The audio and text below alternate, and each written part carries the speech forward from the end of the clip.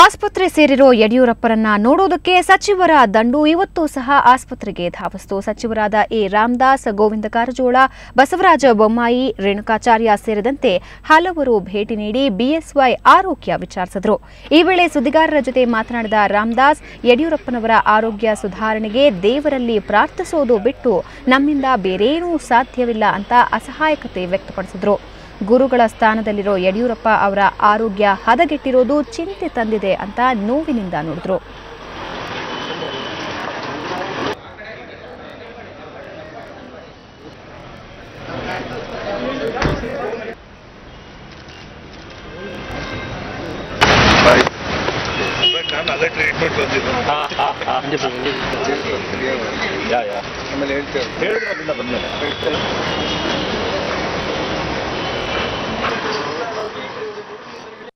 ನಮ್ಮನ್ನೆಲ್ಲರನ್ನೂ ಕೂಡ ರಾಜಕೀಯವಾಗಿ ಬೆಳೆಸಿದಂತಹ ಗುರುಗಳ ಸ್ಥಾನದಲ್ಲಿರುವಂಥವರ ಆರೋಗ್ಯದ ಸ್ಥಿತಿಯನ್ನು ನೋಡಿದಾಗ ಸಹಜವಾಗಿ ಮಾನಸಿಕವಾದಂಥ ಒಂದು ನೋವು ಕಾಡುತ್ತೆ.